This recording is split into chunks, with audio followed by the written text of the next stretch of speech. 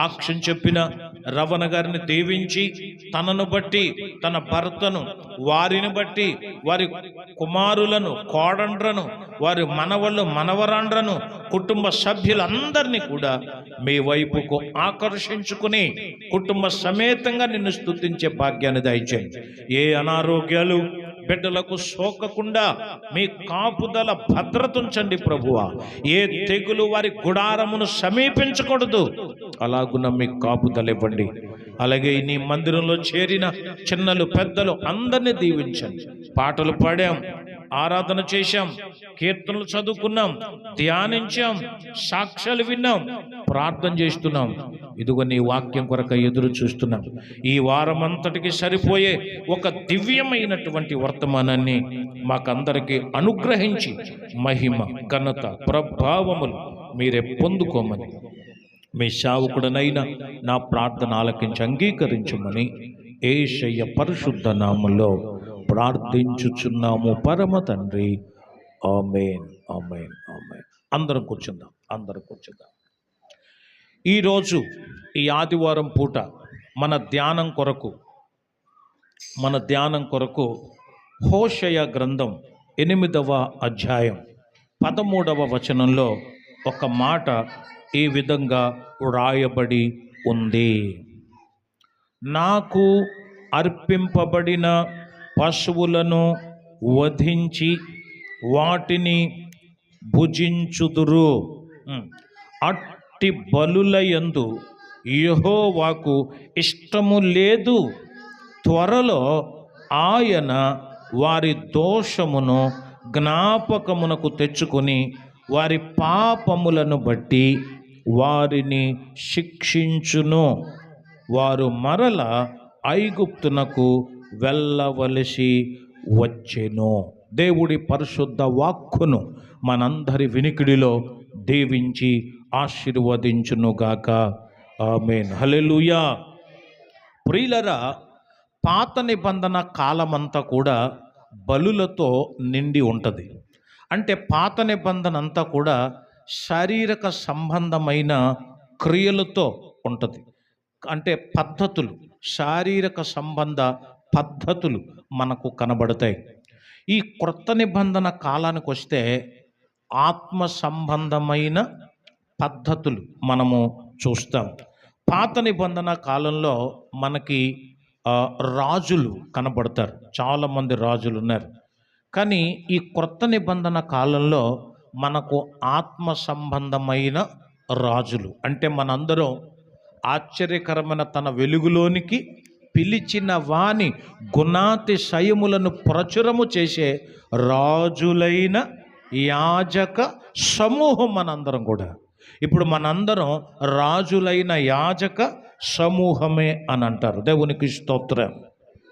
పాత నిబంధనలో మనకు బలిపీఠములు కనబడతాయి, కానీ క్రొత్త నిబంధనలో ప్రభువే మన కొరకు బలిపీఠంగా మారిపోయాడు. దేవునికి స్తోత్రం. పాత నిబంధనలో పశువులను బలి ఇచ్చేవారు, కానీ క్రొత్త నిబంధనలో యేసయ్య వచ్చిన తర్వాత యేసును గురించి పౌలు అంటాడు, క్రీస్తే మన పస్కా బలి పశువు అన్నాడు. దేవునికి స్తోత్రం. ఇలాగూ చెప్పుకుంటూ పోతే పాత నిబంధన శారీరక సంబంధమైనదైతే క్రొత్త నిబంధన అంతా ఆత్మ సంబంధమైనది. ఈ విషయాన్ని దేవుడు ఆది నుంచి కూడా మనకు చెబుతూ, ఆది నుంచి కూడా దాన్ని మనకు నేర్పిస్తూ, ఇక్కడ హోషేయ అనే భక్తుని ద్వారా ఒక అద్భుతమైనటువంటి మాటను మనకు సెలవిచ్చి కొన్ని గొప్ప సంగతులు నేర్పించడానికి దేవుడు ఇష్టపడుతున్నాడు. ఏమంటున్నాడు దేవుడు ఇక్కడ? నాకు అర్పింపబడిన పశువులను వధించి వాటిని భుజిస్తారు, అట్టి బలుల యందు యెహోవాకు ఇష్టం లేదు అన్నాడు. అంటే పాత నిబంధనలో చాలా చోట్ల ఏమని రాయబడి ఉంటుందంటే యెహోవాకు అది ఇష్టమైన బలి అని ఉంటుంది. ఒక పశువును తీసుకెళ్ళి బలిపీఠం మీద పెట్టి దాన్ని వధించిన తర్వాత దాన్ని మొత్తాన్ని బలిపీఠం మీద ధూపం వేసి ఆ బలిపీఠం మీద పూర్తిగా బూడిద చేసేటప్పుడు ఆ కాలుతున్నప్పుడు ఆ మాంసం, కొవ్వు అదంతా కాలుతున్నప్పుడు యెహోవాకు అది హోమము నైవేద్యము అని వ్రాయబడింది బైబిల్లో చాలా చోట్ల. అంటే పశువులను కానీ పక్షులను కానీ ఆ బలిపీఠం మీద దహిస్తుంటే దేవుడు దాని యందు చాలా ఇష్టపడేవాడు. ఎందుకు అలా చేశాడు? దేవుడు కఠినాత్ముడా? దేవుడు ఒక పశువును బలవంతంగా అలా చంపేయటం, అలాగ నాశనం చేయటం ఇది కరెక్టేనా?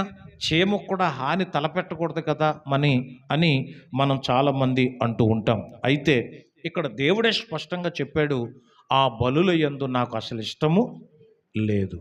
ఎందుకు పాత నిబంధనలో దేవుడు బలులను అనుమతించాడు, అలవాటు చేశాడు అంటే, ఆదాము అవ్వలు పాపం చేసిన తర్వాత ఇదంతా దేవుడు ఏర్పాటు చేశాడు. ఒక సెటప్ అంటారు దీన్ని, అంటే ఒక డిజైన్ చేశాడు దేవుడు. ఆదాములో ఉన్న పాపం పోవాలంటే, అవ్వములో ఉన్న పాపం పోవాలంటే, ఈ పాపమంతా పోవాలంటే పరిశుద్ధుడైన తన కుమారుడి లోకానికి రావాలి. సడన్గా ఎవరో వచ్చేసి బలైపోతే అక్కడ ప్రజలకు ఎవరికి అర్థం అవ్వదు. కాబట్టి మొదటిగా ఆయన సూచన ప్రాయంగా మాదిరి లెక్క చెప్పినట్లుగా, లెక్కల మాస్టర్ ఏం చేస్తాడు? ఒక అధ్యాయంలో లెక్కలన్నీ మనకు చెప్పడం. ఏం చేస్తాడు ఆయన? మాదిరికి ఓ లెక్క ఇస్తాడు కదా, ఒక లెక్క చెప్తాడు, ఇలా చేయాలిరా బాబు అని. మిగతాయన్నీ మనమే చేయాలి. అలాగొక మాదిరిగా ఒకడు తప్పు చేశాడంటే, తప్పు చేసిన వాడు తన స్థానంలో ఒక పశువును బలివ్వాలి, ఒక పక్షిని బలివ్వాలి అని. పశువును బలిచ్చేటప్పుడు ఆ పశువు తల మీద చెయ్యి వేసి చెప్పాలట, ఇదిగో నేను తప్పు చేశాను, నేను పొరపాటు చేశాను, నేను పొందవలసిన శిక్ష ఇప్పుడు ఎవరు పొందుతున్నారు? ఈ పశువు పొందుతుంది, నా వల్ల ఇది చచ్చిపోతుందని పశ్చాత్తాపం కలగాలని దేవుడు అలాగ అలవాటు చేసి, శాశ్వతమైన కలువరి శిలువలో యేసయ్య పొందబోతున్న బలి, యేసయ్య పొందబోతున్న యాగం అందరికీ తెలియచేయటం కోసం పాత నిబంధనలో ధర్మశాస్త్రం ద్వారాగా దేవుడు అందరికీ వాటిని అలవాటు చేశాడు. దేవునికి స్తోత్రం కలుగును గాక.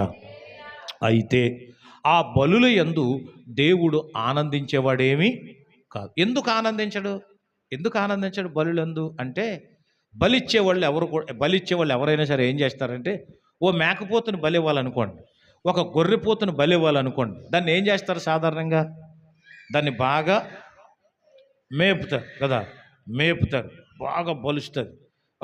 అసలు భలే ఉందరా బాబు, బలి ఇచ్చేస్తారట ఈరోజు అని. ఎప్పుడైతే బలిచ్చే రోజు వస్తుందో దాన్ని ఊరేగింపుగా కూడా తీసుకెళ్తారు. మామూలు కార్యక్రమాలకి ఎక్కువ మంది వెళ్ళరు, కానీ దేన్నైనా బలిస్తున్నారు అంటే మాత్రం ఆ రోజు చాలామంది వెళ్తారు. ఎందుకు వెళ్తారు అంటే, ఇక్కడ వాక్యంలో చాలా స్పష్టంగా రాశాడు. ఏంటి? నాకు అర్పింపబడిన బలి పశువును వధించినట్టే వధించి అక్కడ ఉంది, వధించి వాటిని భుజింతురు. అంటే మీరు ఏం చేస్తారు? చాలా చోట్ల నేను చూస్తూ ఉంటాను, మనం చూస్తాం, మీరు అందరూ చూస్తారు. సాధారణంగా బలిచ్చినట్టు ఇచ్చి దేవుడి పేరు మీద మొత్తం వాళ్ళందరూ పెద్ద కొండ ఎట్టుకుని ఏం చేస్తారు? దాన్ని వండుకొని తినేస్తారు. ఎవరికి ఇస్తున్నారు బలి? మాట్లాడాలి మీరు. ఎవరికి ఇస్తున్నారు? పేరు ఎవరిదనమాట? పేరేమో దేవుడిది, తిండేమో వీళ్ళది. ఇలాంటి దాని యందు దేవుడు ఏమన్నా సంతోషించడు. కాబట్టి నాకు ఇలాంటి దాని యందు ఇష్టం లేదు అన్నాడు. అంటే బలి నాకు ఇష్టం లేదు అన్నాడు. నేను బలిను కోరువాడను కాను అన్నాడు. దేవునికి స్తోత్రం. బలియో అర్పణం కోరవు నీవు, బలి అయితే వినా దోషముకై. బలియో అర్పణం కోరవు నీవు, బలి అయితే వినా దోషముకై. నా హృదయమే నీ ప్రియ మగు ఆలయం,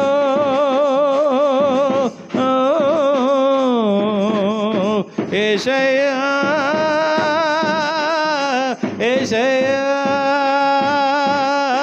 నా హృదయమే నీ ప్రియ మగు ఆలయం. స్తుతియాగమునే చేసేద నిరతం, స్తుతియాగమునే చేసేద నిరతం. స్తుతి సింహాసన చేనుడా యేసురాజా దివ్య తేజ. బలిష్టం లేదు అన్నాడంటే బలి కంటే ఆయనకు ఇష్టమైనది ఏదో ఒకటి దేవుడు చెప్పాలని ఆశిస్తున్నాడు. ఈ ఆదివారం ఈ విషయాన్ని మనందరం కూడా నేర్చుకోవాలి. బలిష్టం లేదు ఆయనకి, ఎందుకంటే బలి ఇచ్చినట్టు ఇస్తున్నారు తప్ప ఏం చేస్తున్నారు మీరంతా? దాని వల్ల వండుకుని తినేస్తున్నారు అంతే.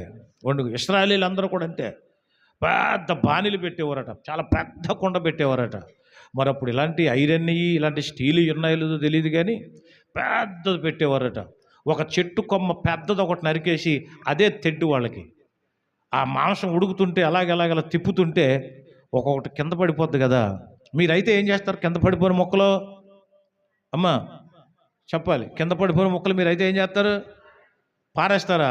ఇశ్రాయేలీయులు అయితే అలాగ కాదు, పాడైతే ఏమవుతుంది అని చెప్పి అది తీసుకుని నోట్లో పడేసేవారండి. అలా తినేశారంట వాళ్ళు. బైబిల్లో ఉంది.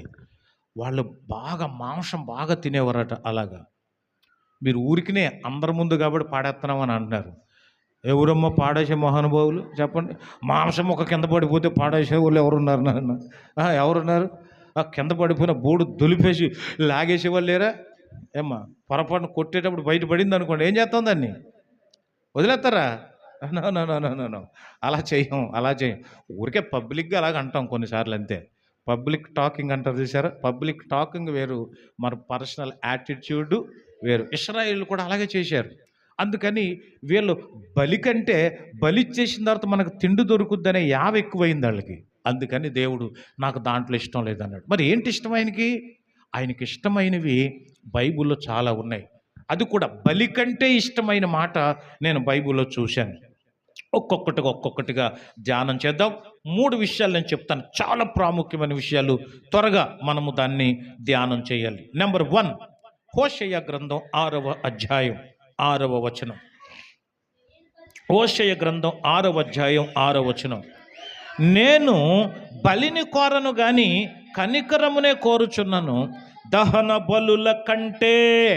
మీరు బలిస్తున్నారే, దహిస్తున్నారే, ఆ దహన బలుల కంటే దేవుని గూర్చిన జ్ఞానము నాకు ఇష్టమైంది. దేవునికి స్తోత్రం, హల్లెలూయా. దేవుని గూర్చిన జ్ఞానం నాకు ఇష్టం. నువ్వు వచ్చి గొర్రెనో మేకనో ఆవునో గాడిదనో పక్షులను తీసుకొచ్చి నన్ను గూర్చిన జ్ఞానం లేకుండా మూర్ఖత్వంగా నువ్వు సమర్పిస్తున్నావు. అలాంటి బలుల యందు, అలాంటి యాగముల యందు నాకు అసలు ఇష్టం లేదు. ఆ బలుల కంటే పరిశుద్ధ దేవుని గూర్చిన జ్ఞానం నాకు చాలా ఇష్టం అన్నాడు. దేవునికి స్తోత్రం, హల్లెలూయా. సామెతల గ్రంథంలో 30వ అధ్యాయంలో ఆగూరు ఏం చెప్తాడంటే, నేను పశుప్రాయుణ్ణి. ఎందుకు పశుప్రాయుడు అంటే, దేవుని గూర్చిన జ్ఞానం ఎవరికైతే ఉండదో, ప్రభువును గూర్చిన నాలెడ్జ్ ఎవరికైతే ఉండదో, అలా నాలెడ్జ్ కనుక లేకపోతే నేను పశువుని అన్నాడు ఆయన. ఆ మాట చదువుతారా? 2-3 వచనాల్లో 2-3 వచనాలు. నిశ్చయముగా మనుషులలో నా వంటి పశుప్రాయుడు లేడు, నరులకున్న వివేచన నాకు లేదు, నేను జ్ఞానాభ్యాసము చేసుకున్నవాడను కాను. ఎందుకు అంటే పరిశుద్ధ దేవుని గురించిన జ్ఞానం పొందలేదు కాబట్టి. ఆగురు మాటలు ఎంత బాగున్నాయి చూడండి. దేవుని గురించిన జ్ఞానం లేదు కాబట్టి నేను పశువుని అన్నాడు. నేను మనిషిని కూడా కాదు, కనీసం మీలాంటి ఆలోచన కూడా నాకు లేదు, అందుకని నేను పశువుతో సమానం. ఈ మాట ఎంత భయంగా ఉందో చూడండి, ఎంత భయంకరంగా ఉందో చూడండి. అంటే దేవుని గూర్చి సరి అయినటువంటి అవగాహన, సరి అయినటువంటి జ్ఞానం ఎవరికైతే ఉండదో వాళ్ళు దేనితో సమానం అన్నమాట. అది ఆగూరు అంటున్నాడు, తనకు తాను ఆపాదించుకుంటూ నేనే పశుప్రాయుణ్ణి అన్నాడు. బైబిల్ గ్రంథంలో ఇంకొక వ్యక్తి ఉన్నాడు.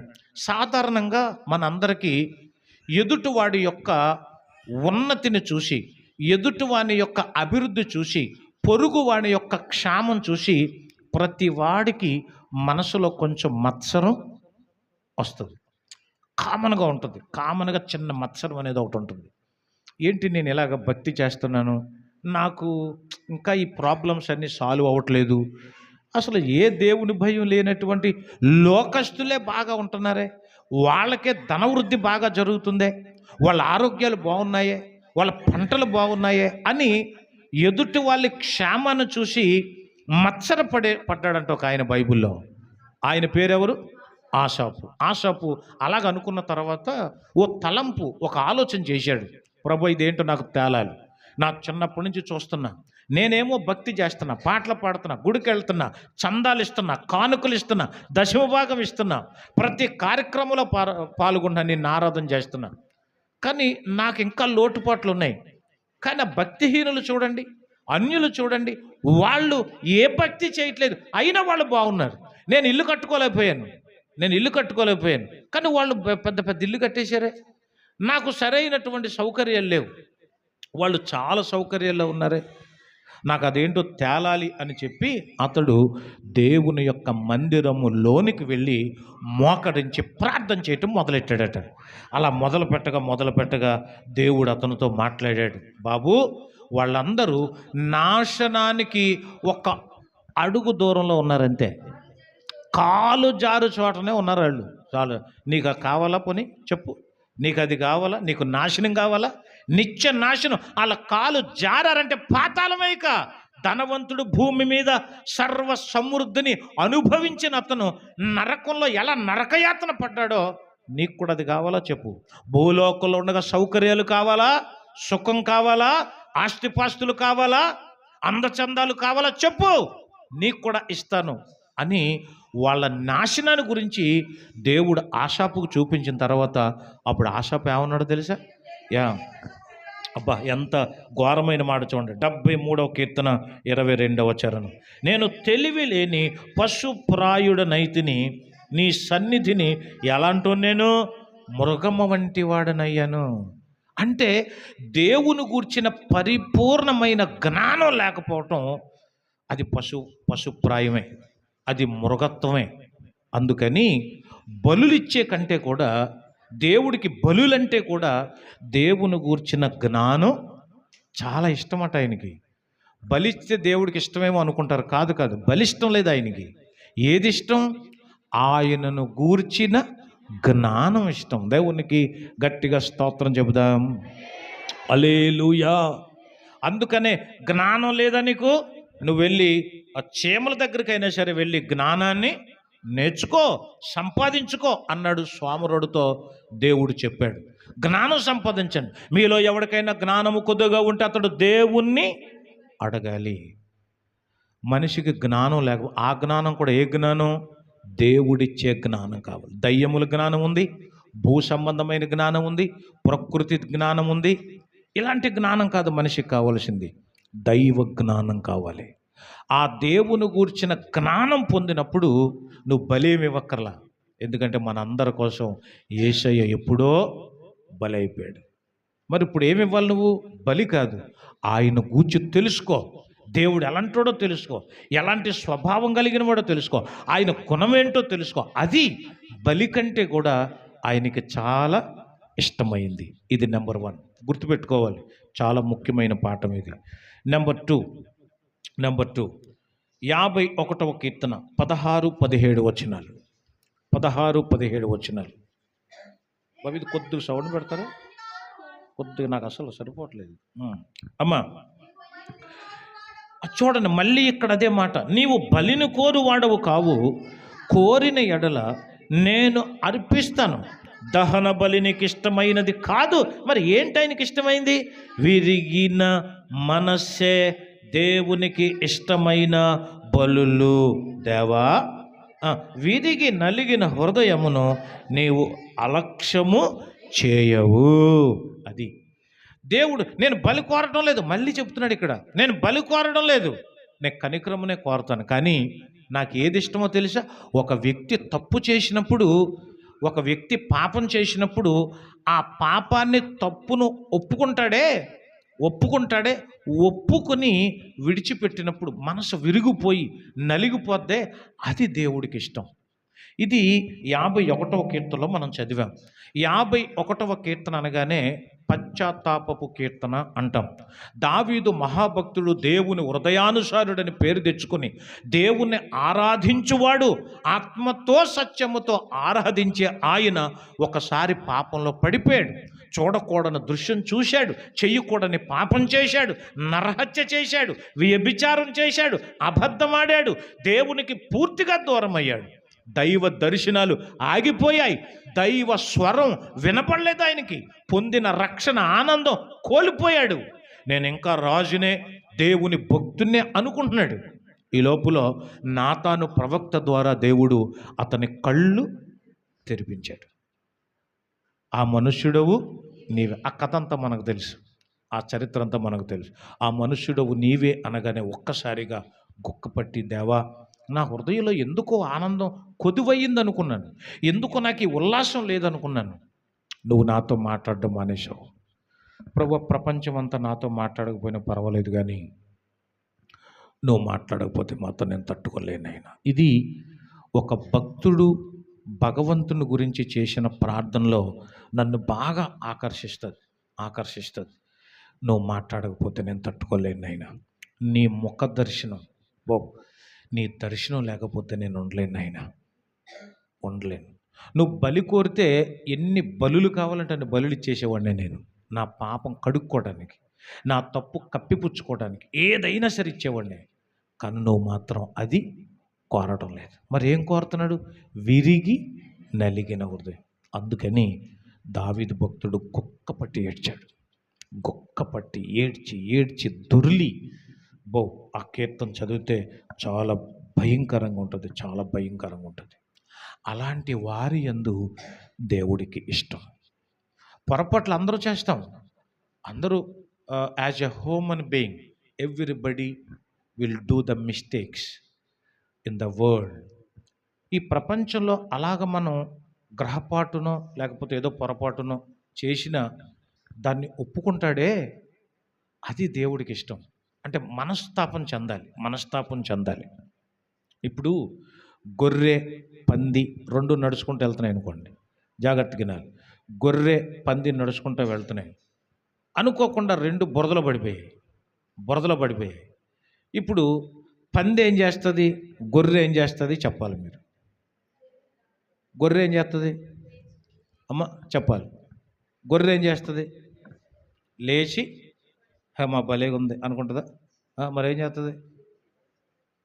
ఏమనుకుంటుంది మీరు చెప్పండి అసలు మీ భాషలో. అమ్మ చిచ్చి అనవసరంగా నేను ఇందులో పడిపోయాను అని త్వరగా బయటకు వచ్చేసి ఎప్పుడు కడిగేసుకోవాలని కొట్లాడుతుంది. అదే పంది అనుకో, కాలు మీద కాలేజ్ దీనికోసమే చూస్తున్నా నేను అన్నట్టు. అవునా కదా? అసలు ఈ బురదే కావాలి నాకు, అసలు ఈ రొచ్చే కావాలి నాకు, ఈ రోతే కావాలి నాకు అన్నట్టు పంది అందులో ఉండిపోద్ది.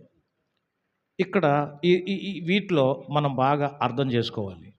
అంటే పశ్చాత్తాప పడాలనుకున్నవాడు గొర్రె, ఆ పాపం కోసమే చూసేవాడు, అందులో పొర్లేవాడు పంది. అది బాగా గుర్తుపెట్టుకోవాలి. పాపం చేసి ఇందులోనే బాగుంది అనుకున్న వాళ్ళందరూ పంది అన్నమాట. అది పందిని గుర్తు చేసుకోవాలి. దాని రూపం, దాని ఆకారం, దాని మూతి, అది తినే తిండి, అది చూస్తే పాపి యొక్క లక్షణం. అది పాపంలోనే పొర్లాడుతున్నవాడు అలాంటోడు అనమాట అది. కానీ పాపం ఒక విశ్వాసి పొరపాటున తప్పు చేస్తే ఎలాగ బయటపడాలి దీని నుంచి, చిచ్చి అనవసరంగా పడిపోయింది, ఇందులో అనవసరంగా తప్పు చేశాను అనే పీకులాట ఉంటుందట. మనం పొట్టి జోసెఫ్ గారిని పిలిచాం కదా, రేపు గోరువంచ వస్తున్నాడు కదా ఆయన, బోరువంచ. ఆయన వీడియోస్ కొన్ని చూస్తుంటే అందులో ఒక చిన్న జోక్ చెప్పాడు. ఒక పాస్టర్ గారికి సినిమా పిచ్చంట బాగా. ఆయన హెల్మెట్ వేసుకుని వెళ్ళిపోయాడు సినిమాకి. ఎక్కడికి?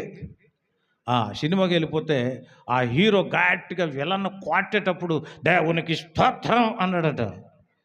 విశ్వాసులే ముసుగేసుకుని హల్లెలూయా అంటున్నారంట వాళ్ళు. ఈయనేమో హెల్మెట్ వేసుకుని వెళ్ళాడంట, వాళ్ళేమో ముసుగేసుకుని వచ్చేసారట. 3 సార్లు హల్లెలూయా అన్నారట. కరుణామయుడి కంటే ఎక్కువ నటించేస్తున్నారు ఇలా అన్నాడు ఆయన. అసలు భలే అసలు అక్కడ కూడా చెప్తే బాగున్నేమో అనిపించింది నాకు. అలాగా. అంటే పశ్చాత్తాపం లేదు చాలా మందిలో పశ్చాత్తాపం లేదు. ఒక చిన్న పిల్లవాడు బడి మానేసి ఎక్కడికో వెళ్ళరాని చోటకి వెళ్ళాడు అని తెలిసింది. తెలిసిన తర్వాత ఆడింకా మేధావి. అడుగుదామని మేమనుకుంటుంటే ఆడు మహామేధావి. 10 రోజులు 20 రోజులు అసలు కనపడలేదాడు. ఆడి మేధావా మేం మేధావా మాట్లాడటలేదు మీరు. ఆడు వీర మేధావి, మహామేధావి. అది మేము ఎక్కడ అడుగుతామని అసలు ఆ ఆలోచనే రాకుండా అసలు అదంతా పూర్తిగా మారిపోయేదాకా మరలా వచ్చే సంవత్సరం తిరణాల దాకా కనపడ్డాము. అంటే కొంతమంది అందరూ కాదనుకోండి, కొంతమంది ఇలాగ. మేమేం కోరుతామంటే దేవుడైనా దేవుని సేవకులమైన ఒక పిల్లవాడు కానీ పెద్దవాడు కానీ పొరపాటు చేసినప్పుడు ఇది తప్పు, ఇది పొరపాటు అని అతనికి తెలియాలి. అది క్షమించమని అడగాలి. నాకు బుర్ర ఆగలేదు, లేకపోతే మనసు కంట్రోల్ చేసుకోలేకపోయాను, నన్ను క్షమించండి. ఆ పశ్చాత్తాపం వస్తుందని చూస్తే ఒకదానికొకటి అబద్ధాలాడి ఇంకొక అబద్ధమాడి దేవునికి మరింత దూరం అవుతున్నారు తప్ప వాళ్ళు దేవుడికి దగ్గర అవటలేదు. తప్పిపోయిన కుమారుడి విషయంలో మనం ఈ పశ్చాత్తాపాన్ని చూస్తాం. ఇల్లు వదిలి వెళ్ళిపోయిన తర్వాత, తండ్రిని వదిలి వెళ్ళిపోయిన తర్వాత, ఆస్తంతా పాడు చేసిన తర్వాత తినడానికి కూడా తిండి దొరకని టైంలో తండ్రి గుర్తుకొచ్చాడు. లేదు, ఇది తప్పు, ఇది పాపం, పొరపాటు కూడా కాదు. అతను అన్నాడు అసలు పరలోకానికి విరోధమైన పాపం అన్నాడు. అది మామూలు పాపం కాదు, చాలామందికి తెలీదు. మామూలు పాపం కాదు, పరలోక రాజ్యానికి విరోధమైన పాపం. అసలు పరలోకం కూడా రానివ్వడు అలాంటి పశ్చాత్తాపం లేనోడు బాప్తీసం తీసుకున్నా సరే, బల్లారాధనలో పాల్గొన్న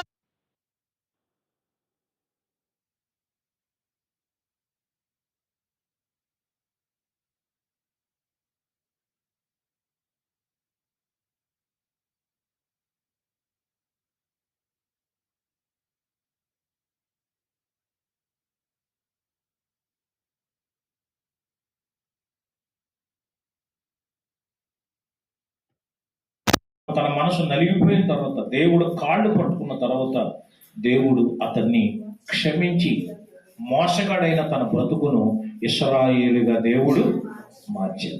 మనం కూడా అలా మారాలి. దేవునికి స్తోత్రం. మీరు విశ్వాసులుగా ఉంటూ పరిశుద్ధ జీవితం జీవిస్తూ ఒకవేళ ఏదైనా మరి పొరపాటు చేస్తున్నారేమో, ఇప్పుడే దాన్ని వదిలేయాలి, పశ్చాత్తాపడాలి. పశ్చాత్తాపం లేకపోతే పరలోక ప్రవేశం పొందలేదు. ఇది బాగా గుర్తుపెట్టుకోండి. కాబట్టి బలుల కంటే ఆయనకి ఇష్టమైంది రెండవది ఏంటనమాట, విరిగిన మనస్సే. దేవునికి స్తోత్రం. విరిగి నలిగిన బలియాగముగను నా హృదయమర్పింతును. విరిగి నలిగిన బలియాగముగను నా హృదయమర్పింతును. రక్షణ పాత్రను చేబోని నీచము నిన్ను వెంబడించెదను. రక్షణ పాత్రను చేబోని నీచము నిన్ను నీవు చేసిన ఉపకారములకు నేనేమి చెల్లింతును. నీవు చేసిన ఉపకారములకు నేనేమి చెల్లింతును. హల్లెలూయా.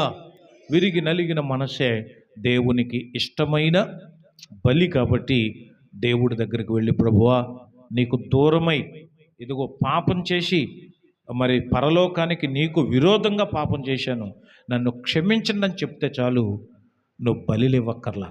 బలి కంటే ఆయనకు ఇష్టమైంది అది. కాబట్టి మన మనసు విరగాలి. చాలా మందిలో చాలా కఠినమైన మనసు ఉంది. ప్రార్థన చేస్తున్నారు కానీ, చాలా భక్తిగా ఉంటున్నారు కానీ, తమ స్వచిత్తాన్ని నెరవేర్చుకోవడానికి చాలామంది ప్రయత్నం చేస్తున్నారు. జాగ్రత్త. దేవుడు కళ్ళెర్ర చేసే రోజు వచ్చింది అంటే ఎవ్వరం కూడా తప్పించుకోలేం. ఒక రోజు ఉంటుంది తప్పకుండా మన మోసాలన్నీ బయటపడే రోజు, మన అబద్ధాలన్నీ బయటపడే రోజు.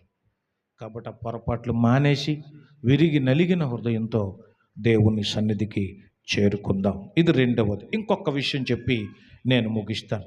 ఏది బలుల కంటే కూడా బలిని కోరడట ఆయన, మరి యాగం కోరడట. ఏం కోరుతున్నాడు ఆయన అంటే రెండు విషయాలు మనం నేర్చుకున్నాం. ఒకటి, పరిశుద్ధ దేవుని గూర్చిన జ్ఞానం. రెండు, విరిగిన మనస్సు ఆయనకి ఇష్టమైన బలి. మూడవది, ఫిలిప్పీలకు రాసిన పత్రిక 4వ అధ్యాయం 16, 17, 18 వచనాలు చదివితే అక్కడ ఇలాగూ వ్రాయబడి ఉంది. ఏలయనగా తెస్సలోనికలో కూడా మీరు మాటి మాటికి నా అవసరము తీర్చుటకు సహాయము చేసితిరి. నేను ఈవిని అపేక్షించి ఇలాగు చెప్పుటలేదు గాని మీ లెక్కకు విస్తార ఫలము రావాలనని అపేక్షించి చెప్పుచున్నాను. నాకు సమస్తమును సమృద్ధిగా కలిగి ఉన్నది. మీరు పంపిన వస్తువులు ఎపఫ్రోదితు వలన పుచ్చుకొని ఏమీ తక్కువ లేకయున్నాను. ఈ మాట అండర్లైన్ చేయాలి. ఈ మాట అవి మనోహరములైన సువాసనయు దేవునికి ప్రీతికరమునైన ఇష్టమునైన యాగం అంటే బలి. యాగం అంటే బలి, ఇష్టమునైన యాగమునై ఉన్నవి. దైవజనుడైనటువంటి పౌలు రక్షణ పొందిన తర్వాత యేసు ప్రభు కోసం బ్రతికాడు, జీవించాడు. ఆ తర్వాత ఆయన్ని ఒకానొక టైంలో చివరి కాలంలో అతన్ని చెరసాల్లో పెట్టారు. అంతకుముందు కూడా చాలాసార్లు పెట్టారు. జైలుకి వెళ్తూ ఉండేవాడు, వస్తూ ఉండేవాడు. చాలాసార్లు దెబ్బలు తిన్నాడు, చాలాసార్లు ఎదురు దెబ్బలు తిన్నాడు, అనేక నిందలు పడ్డాడు, చాలా బాధలు పడ్డాడు. కానీ చివరి టైంలో అతడు రోమా చెరసాల్లో ఉన్నప్పుడు ఈ ఫిలిప్పీలో ఉన్నటువంటి దేవుని యొక్క సంఘ బిడ్డలు, తన వాక్యము ద్వారా రక్షణ పొందినటువంటి బిడ్డలు, తన ఆత్మీయ బిడ్డలు తన అవసరతలు గుర్తించి వృద్ధాప్యానికి వచ్చేసాడు దైవజనుడు, మన ఆత్మీయ తండ్రి గారు, ఆయన అవసరతలు తీర్చాలి మనం అని చెప్పి ఆయన వాళ్ళందరూ కూడా మధ్యవర్తి ఒక అతను ఉన్నాడు, ఎపఫ్రోదితు. అతనికి వస్తువులన్నీ ఇచ్చి, డబ్బులు ఇచ్చి, ఆయన తినే పదార్థాలన్నీ ఇచ్చి చెరసాల్లో ఉన్న పౌలు గారి దగ్గరికి పంపించారట. అప్పుడు పౌలు గారు రాశారు ఈ ఉత్తరం. ఫిలిప్పీలకు రాసిన పత్రిక పౌలు గారు రాశారు. చెరసాల్లో ఉండి రాశాడు, ఇది జైల్లో ఉండి రాశాడు. దీన్ని చెరపత్రిక అని కూడా అంటారు. ఆయన ఏమని రాశాడంటే, నేను తెస్సలోనికలో ఉన్నప్పుడు కూడా మీరు ఇలా చేశారు, అంటే మీరు చేస్తున్నారు కదా అని చెప్పి మీ దగ్గర నుంచి ఏదో లాభం పొందాలని నేను ఈ మాటలు చెప్పట్లేదు. ఈవిని అపేక్షించి నేను చెప్పట్లేదు. మీ వలన ఏవేవో తినేయాలని నేను ఈ మాటలు చెప్పట్లేదు. మీ వలన ఏదో బాగుపడాలని నేను చెప్పట్లేదు ఈ మాటలు. మీ లెక్కకు విస్తార ఫలము రావాలనని మీకోసం నేను చెప్తున్నాను. మీరు మాటి మాటికి పంపించి దైవ జనుని యొక్క అవసరతలు తీర్చారే, ఆ అవసరతలు తీర్చడం బలి కంటే కూడా చాలా ప్రీతికరమైంది దేవునికి స్తోత్రం. అంటే తన నామము పేరట వచ్చు వానికి గుక్కెడు చన్నీళ్ళు అన్నాడు బైబిల్లో. అసలు చన్నీళ్ళు ఇచ్చినా కూడా దాని యొక్క ఫలితం పోదు. అంటే అంతకు మించి వీళ్ళందరూ దైవజనుని యొక్క అవసరతలు తీర్చడం ఎంత గొప్పగా ఉందో చూడండి. దేవుని నామానికి స్తోత్రం. ఏలియా గారి కాలంలో ఒకసారి కరువు వచ్చింది. ఏలియా గారు పారిపోతూ కాకోలంతో ఆయన పోషింపబడిన తర్వాత, ఆ తర్వాత సారెపతు విధవరాల దగ్గరికి దేవుడు ఆయన్ని పంపించాడు. ఆ తల్లి కూడా ఒకే రొట్టె ఉందండి, ఒకే అట్టుందండి, కొంచెమే పిండి ఉంది, కొంచెం నూనె ఉందండి. అమ్మా మీరు భయపడకమ్మా, ఇబ్బంది పడొద్దమ్మా, నేను చెప్పినట్టు చెయ్యి. దైవజనుడు అంటున్నాడు, నేను చెప్పినట్టు చెయ్యమ్మా, నీకు మేలు కలుగుద్దా అనగానే ఆ తల్లి నిజంగానే మొదటి అప్పం చేసి అది తీసి ప్రథమ ఫలంగా ఆయనకి ఇచ్చేసింది. తర్వాత ఇక దీవెన చూడండి, కరువు ఎంత కాలం ఉందో అంతకాలం వాళ్ళ సమృద్ధిని అనుభవించారు. గట్టిగా చప్పట్లు కొడుతూ ప్రభు యొక్క నామాన్ని మహింపరచుదాం. హల్లెలూయా. ఆ తర్వాత ఎలీషా అనే దైవజనుడు కూడా మరి గనురాలైనటువంటి షూనేమీయురాలు అని అన్నారు. షూనేము అనే పట్టణంలో దైవసేవకుడు వస్తూ పోతూ ఉండేవాడట. ఆయన పాపం ఒక గది లేదు, ఆయనకు ఒక దీపం లేదు, ఒక బల్ల లేదు, పడుకోవడానికి ఇబ్బంది పడుతున్నాడు, సేవ చేస్తున్నాడు అని చెప్పి ఆ తల్లి తన భర్తతో మాట్లాడి, ఏమండి మన మిద్దె మీద మన దైవజనుడికి ఒక గదిని కడదాం. దేవునికి స్తోత్రం చెప్పండి. హల్లెలూయా. ఎంత చక్కగా చెప్పిందో తల్లి. మన దగ్గరకు వచ్చుచు పోవుచున్న దైవజనుడు, భక్తి గల దైవజనుడు, అతనికి ఒక గదే కట్టేద్దాం అంది. వాళ్ళ మిద్దె మీద అప్స్టేర్లో ఒక గది కట్టారట, అందులో పీట పెట్టారట, ఆ పీట మీద ఒక దీపం పెట్టారట, ఒక మంచం వేశారట. ఆయన చక్కగా వెళ్ళేటప్పుడు వచ్చేటప్పుడు అక్కడ బస చేసి అక్కడ సేదదీరి దేవుని యొక్క సేవ చేస్తూ ఉండేవాడు. తర్వాత కాలంలో ఆ కుటుంబంలో వాళ్ళకు ఒక పిల్లోడు పుట్టాడు. ఆ పిల్లోడు చనిపోయిన తర్వాత మరలా దేవుడు మరి దైవజనుని ద్వారా పిల్లోడిని బతికించటం, ఇదంతా మనం వివరించుకుంటూ పోతే చాలా అద్భుతంగా అనిపిస్తుంది, చాలా అద్భుతంగా అనిపిస్తుంది. అంటే దైవజనుని యొక్క అవసరతలు తీర్చడం బలుల కంటే కూడా చాలా గొప్పది. గట్టిగా స్తోత్రం చెప్పండి అందరూ. హల్లెలూయా, హల్లెలూయా. కాబట్టి బలిచ్చేద్దాం అంటే కాదు, బలి దేవుడికి ఇష్టం లేదు. గొర్రెలు ఇచ్చేద్దాం, మేకలను ఇచ్చేద్దాం, అది దేవుడికి ఇష్టం లేదు. మీరు గొర్రెలు ఇచ్చినా మేకలను ఇచ్చినా ఏంటిది ఎప్పుడు ఇవ్వాలి మీరు? జనవరి 1 కన్నా మళ్ళీని మధ్యలో ఉండవా? అప్పుడు ఇస్తే మనం తింటాం. కానీ దేవుడికి అది కాదు. దేవుడికి ఇష్టమైంది ఏంటో తెలుసా? దైవజన్ యొక్క అవసరతలు తీర్చాలి. కొంతమంది దేవుడు నమ్ముకొనని వారు సహితం మందిరాలకు ఎందుకు సహాయం చేస్తారు తెలుసా? మందిరాలకు ఎందుకు సహాయం చేస్తారంటే బలి కంటే కూడా అది చాలా విలువైంది కాబట్టి, ప్రీతికరమైంది కాబట్టి. ఒక మందిరానికి అవసరత, లేకపోతే ఒక దైవజనునికి అవసరత, ఆ అవసరతను గుర్తించడం. ఒకసారి యనమల కుదురు వెళ్ళాం. అక్కడ మన హోసన్న మందిరం ఉంది కదా, రమేష్ అన్న గారితో మాట్లాడదామని అక్కడికి వెళ్తే లోపల ఏకంగా 8 కార్లు ఉన్నాయి. బాబు ఎందుకయ్య బాబు ఇన్ని కార్లు అని అడిగితే అక్కడ ఉన్న అసిస్టెంట్ చెప్పాడు. అక్కడ అసిస్టెంట్ ఏం చెప్పాడంటే, సార్ ఇందులో అయ్యగారి కారు మాత్రం ఒకటేనండి, అయ్యగారి కారు మాత్రం ఒకటేనండి, 2 విశ్వాసుల కార్లు అండి, అవి ఇక్కడ పెట్టేస్తారు. అయ్యగారికి ఎప్పుడన్నా అవసరమైతే వాడుకుంటారండి, వాళ్ళకి ఏదైనా పని ఉంటే తీసుకెళ్తారంతే, లేకపోతే ఇక్కడ. ఒక ఆయన అయితే కారు కొనేసి అక్కడ వదిలేశాడంతే. ఆయన మంచి వ్యాపారం చేస్తాడు, కొంచెం ధనవంతుడు కాబట్టి ఒక స్కార్పియో కొనేసి అందులో వదిలేశాడంతే. 8 కార్లు ఉన్నాయి అందులో. మీరు ఇప్పుడు వెళ్ళి చూడండి, 9, 10 ఉంటాయి ఇప్పుడైతే. ఎందుకని నేను వెళ్ళి 4 సంవత్సరాలు అవుతుంది. అలాగంటే అవసరత. దూరం వెళ్ళాలంటే ఒక కారు వేసుకెళ్తాడు, దగ్గరలోకి వెళ్ళాలంటే ఒక కారు వేసుకెళ్తాడు. దేవునికి స్తోత్రం కలుగును గాక. నాకు అనిపించింది, రమేష్ అన్న గారు తీసుకొచ్చి వాక్యం చెప్పిస్తే కనీసం ఒక కారు అన్న కొంటారేమో వాళ్ళని కదా. అంటే కొంతమంది సాక్ష్యం, కొంతమంది చెబుతుంటే కొంతమంది హృదయం స్పందిస్తుంది. అలాగే దేవుడికి ఇష్టమైంది అది, దైవజను యొక్క అవసరతలు తీర్చడం కూడా. కాబట్టి క్రీస్తునందు ప్రియ సోదరులారా, నేను ముగిస్తున్నాను. బలి నాకు ఇష్టం లేదు.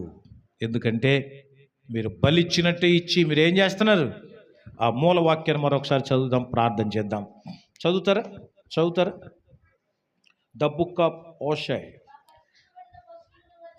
నాకు అర్పింపబడిన పశువులను వధించి వాటిని భుజించుదురు, అట్టి బలుల యందు యెహోవాకు ఇష్టము లేదు. త్వరలో ఆయన వారి దోషమును జ్ఞాపకమునకు తెచ్చుకొని వారి పాపములను బట్టి వారిని శిక్షించును. వారు మరల ఐగుప్తునకు వెళ్ళవలసి వచ్చును. ఐగుప్తు అంటే శిక్ష, ఐగుప్తు అంటే దండన.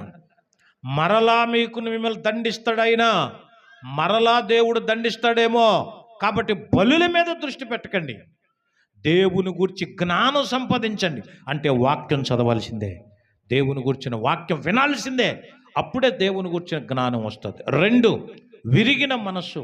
ఏ పొరపాటు చేసినా సరే అమ్మ దగ్గర కానీ, నాన్న దగ్గర కానీ, దైవజనుడి దగ్గర కానీ అబద్ధం ఆడేవంటే నీ జీవితంలో ఎక్కడో చోట తీవ్రంగా నష్టపోతావు. అమ్మ దగ్గర అబద్ధం ఆడకూడదు, నాన్న దగ్గర అబద్ధం ఆడకూడదు. నువ్వు ప్రపంచాన్నంతా అబద్ధం ఆడి ఏదేదో చేసి వస్తావేమో. అమ్మ కళ్ళు చూడగానే అబద్ధం ఆడాలనిపించకూడదు నీకు. నాన్న ఆ చెయ్యి తగలగానే నీకు అనిపించాలి ఏదో పొరపాటు చేశాను, డాడీకి చెప్పేయాలి అని. అంతేగాని అసలు డాడీనే మోసం చేసేస్తున్నారు ఇప్పుడు. డాడీని మించిన కొడుకులు కాదు, డాడీని ముంచిన కొడుకులు అయిపోయారు ఇప్పుడు కొంతమంది కదా. అమ్మను మించిన పిల్లలు కాదు, అమ్మను కూడా మాట్లాడడం లేదు మీరు, ముంచేసే పిల్లలు అయిపోయారు చాలామంది. చాలా ప్రమాదం వెళ్తావు, ఎలాంటి వాళ్ళతో చాలా ప్రమాదం. జాగ్రత్త. దేవుడు విరిగిన మనసు కోరుకుంటాడు. పొరపాటు చేస్తాం, దాన్ని దేవుని సన్నిధిలో మనం ఒప్పుకొనవలసిందే. దేవునికి స్తోత్రం.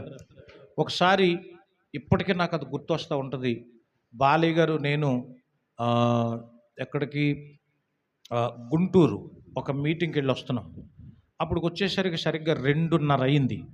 మేము విజయవాడ దాటి పాయకాపురం దాటి నున్న ఎంటర్ అవుతున్నాం. అప్పుడు కరెక్ట్గా 2:30 అవుతుంది, మధ్యరాత్రిలో 2:30 అవుతుంది. ఇద్దరు కుర్రోళ్ళు చాలా స్పీడ్గా వెళ్ళిపోతున్నారు బైక్ వేసుకుని. అంటే చెరొక బైకును, మళ్ళీ చెరొక బైకు, ఒక్కొక్క బైక్ కాదు, పైగా బూతులు తిట్టుకుంటూ వెళ్తున్నారు. ఆడ ఇష్టం వచ్చాడు వాక్కుంటూ వెళ్తున్నాడు అంతే. వాడు వెళుతూ వెళుతూ సరిగ్గా పోలవరం కాలువక యువతల అమెరికన్ హాస్పిటల్ ఏదో ఉంది కదా, అక్కడికి వచ్చిన తర్వాత ఆడికి ఏమైందో తెలీదు, మొత్తానికి ఆ బైక్ ఇలా పెట్టేసి అలా పెట్టేశాడు, ఆ ఇంట్లోకి పెడితే మొత్తం 2 పల్టీలు వేసాడు. ఆ రోడ్డు మీద పడిపోయేసరికి మేము ఆగితే అసలు మీరు ఎవడని మళ్ళీ మమ్మల్ని మీద ఇది చేస్తాడేమో. మధ్యరాత్రులు ఆగాలంటే మళ్ళీ ఇదొక భయం. ఎలాగని మేము ఆలోచించి సరే ఆగకుండా ముందుకు వచ్చేసాం. మళ్ళీ మేము అనుకుంటున్నాం ఆగాల్సింది, లేపాల్సిందని. ఈ లోపల ఆడికంటే ముందు ఒకడు వెళ్ళిపోతున్నాడు కదా, స్పీడ్గా వెళ్ళి ఆడిని పట్టుకున్నాం. అరే మీ ఫ్రెండ్ అక్కడ పడిపోయాడురా, వెంటనే వెళ్ళంటే నిజమండి అని వెంటనే వాడు తిప్పి పాపం వెళ్ళి ఆడిని తీసుకుని ఆసుపత్రికి వెళ్ళారు.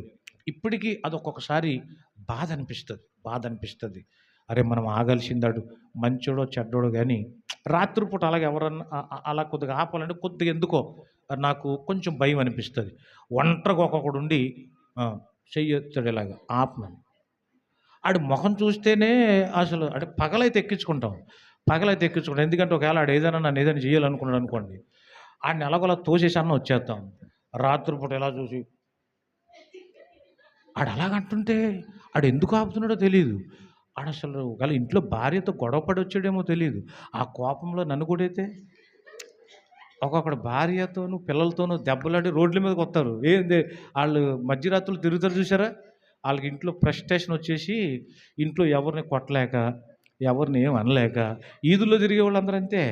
మీకు తెలీదు, ఈదులో తిరిగే వాళ్ళందరూ అంతే. ఈ ఊరంతా ఆడికి రాసిచ్చేసినట్టు, తెల్లారేపటికి రోడ్లంతా ఆడే కొలవాలన్నట్టు, ఆడే కాంట్రాక్ట్ తీసుకున్నట్టు అటు ఇటు తిరుగుతూ పెద్ద పెద్ద కేకలు వేసుకుంటూ తిరుగుతారు చూసారు కొంతమంది. వాళ్ళకి ఇంట్లో నెమ్మదేమీ ఉండదు. నిజంగా మంచోడైతే రాత్రిపూట అది ఇంటి దగ్గర భార్య పిల్లలతో చక్కగా ఉండాలి అని అనుకుంటాడు కదా. ఇదిగో నేను వచ్చానంటే ఏం చేస్తానో చూడంటాడు. ఆడు రాలేడు కాబట్టి కింద పడిపోయినాడు, నేను లెగిశానా అంటాడు, లేగలేడు కాబట్టి. అలాగే రాత్రిపూట ఆపాలంటే కొంచెం భయం వేస్తుంది. కానీ ఆ దృశ్యం ఇప్పటికీ ఒక్కొక్కసారి వాక్యం చెప్పేటప్పుడు నా మనసు గద్దిస్తుంది అనమాట. అలాంటివి నేను ప్రభు దగ్గర ఒప్పుకొని ప్రార్థన చేస్తాను. ప్రభువా చాలా పొరపాటు అయింది. అయితే వాళ్ళ ఫ్రెండ్ని కనిపెట్టి వాడికి అప్పచెప్పాం కాబట్టి కాస్త తృప్తి అనమాట. దేవునికి స్తోత్రం కలుగును గాక. కాబట్టి రెండవది విరిగిన మనస్సు దేవునికి ఇష్టమైన బలి. మూడవది దైవ సేవకుని యొక్క అవసరతలు తీర్చాలి. ఈ వాక్యం విన్న తర్వాత మీరందరూ మన అవసరతలన్నీ తీర్చేయాలన్నమాట. దేవునికి స్తోత్రం కలుగును గాక. హల్లెలూయా. మనం చాలా ప్రయాసపడుతున్నాం, చాలా కష్టపడుతున్నాం, ప్రతి పనిలోనూ దేవుని వైపుకు చూస్తున్నాం. దేవుడే మనకు సహాయం చేయాలని మనం ప్రయాసపడుతున్నాం. ప్రస్తుతానికి తలుపులు కిటికీలు పెట్టడానికి మరి మాట్లాడుతుంటే ఒక ఆయనేమో 79,000 చెప్తే, ఒక ఆయనేమో 1,65,000 చెప్తే, ఇంకొకరిని పిలిస్తే మరి 2,30,000 అంటాడేమో తెలియదు. సో తగ్గించి, మెటీరియల్ తగ్గించి అయినా సరే దీన్ని మనకున్న వనరులను బట్టి చెయ్యాలి అని అనుకుంటున్నాం. దాన్ని కూడా మీరు బాగా ప్రార్థన చేయాలి. తర్వాత సీలింగ్ కూడా 85,000 దాకా అవుతుంది. పైన సీలింగ్ వేయాలంటే సమ్మర్ వచ్చేసింది కాబట్టి అది కూడా వేసుకుంటే చాలా బాగుంటుంది అనేది ఆలోచన. తర్వాత కింద టైల్స్ కూడా ఇంచుమించు 80,000 అవుతుంది. మొత్తం వేయటానికి కానీ మెటీరియల్ తేవడానికి కానీ ఇదంతా అది కూడా 80,000 దాకా అవుతుంది. ఇవన్నీ అయిపోతే అప్పుడు ప్రహారీ కోసం ఆలోచిస్తాం బయట కదా.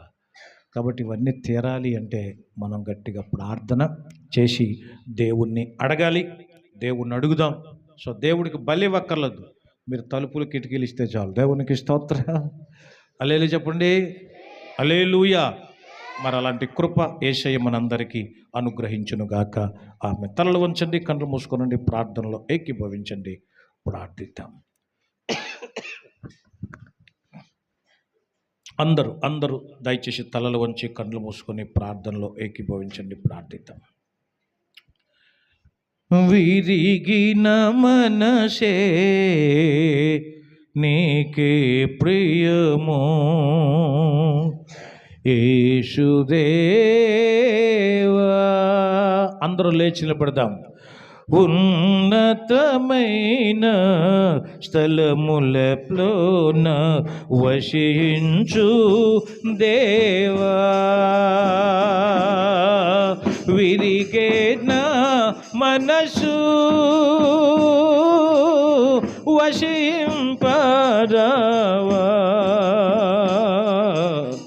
వశింపరావా. విరిగిన మనసే నీకే ప్రియమో యేసుదేవా, ఉన్నతమైన స్థలములలోన వసించు దేవా.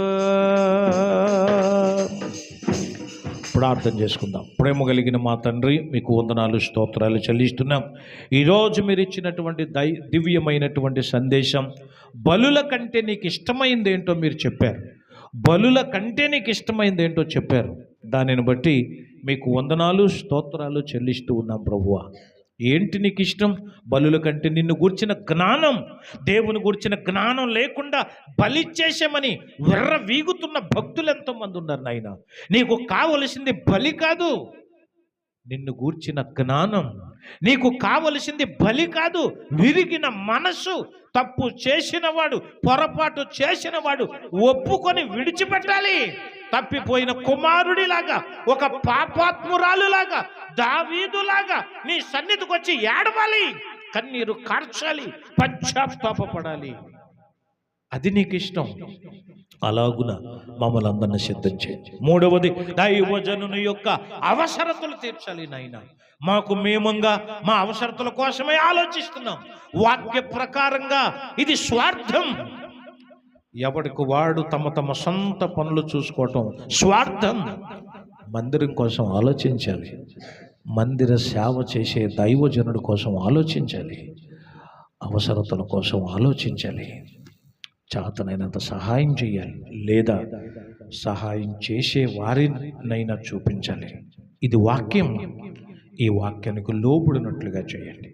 అలాగే వాక్యం విన్న ప్రతి వారు హృదయంలో భద్రం చేసుకుని వాక్య ప్రకారంగా నడిచే కృప దయచేయండి. అలాగే తండ్రి, కానుకలు పట్టబోతున్నాం. ప్రతి కానుకను 30 దంతులు 60 దంతులు 100 దంతులుగా ఫలింపచేసి మీరే మహిమను పొందమని యేసయ్య పరిశుద్ధ నామములో ప్రార్థిస్తున్నాం పరమ తండ్రి, ఆమేన్. ఇది కానుకలు పట్టే సమయం. దయచేసి మరి వర్ష క్రమంలో